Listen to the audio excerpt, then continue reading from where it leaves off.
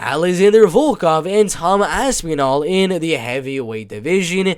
Tom Aspinall will be the more powerful guy. He's going to be the younger guy, but he's also going to have the height disadvantage. He's going to have the reach disadvantage. He's going to have the experience disadvantage. There's a lot of things going for Tom Aspinall, and there's a lot of things going for Alexander Volkov. First things first, power. Definitely going Aspinall. Volume in terms of the striking, definitely going towards Volkov.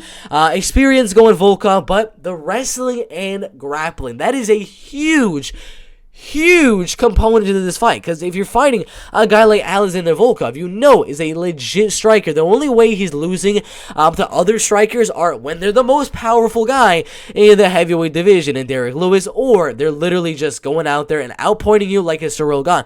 Aspinall is neither one of those guys. I don't really think he's going to outpoint Alexander Volkov to a decision like Ciryl Gane did. I don't think he's going to land that one punch on Derek Lewis and knock him out, although it's possible. We've seen what he did against Sergey Spivak, against Jay Collier, against Alan Badeau, and so on and so forth. But I don't think that's going to be his path to victory. I think the path to victory is not going to be like Ciryl Gane, not going to be like Derek Lewis, but instead it's going to be a mixture of all three. I mean, the three guys that have been able to beat Alexander Volkov in the UFC all have styles similar to Tom Aspinall. Derek Lewis, Aspinall has that style to land that one punch and knock you out. He's also the style. He's a very good mover on the feet, very fast, very elusive, like a Ciryl Gane. Not to the extent of Ciryl Gane, not to the extent of Derek Lewis, not to the extent of Curtis Blades in terms of wrestling, but he has very good points of action towards all of these guys. Derek Lewis, Curtis Blades, and Ciryl Gane, all the guys that have been able to beat Alexander Volkov.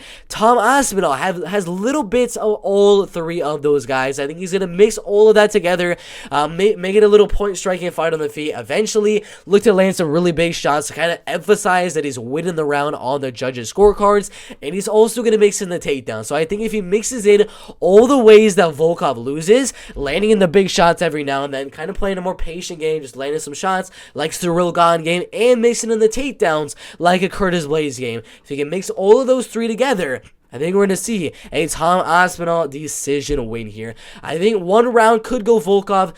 He is the more... He's been in a lot of 5-round fights recently, so I think he might be better later on as the fight does go. So I'll give one round in the 4th or 5th round to Volkov. But 4 out of 5, I'm going to go Tom Aspinall. So it's a good fight there in the heavyweight division. I got Aspinall winning by a unanimous decision.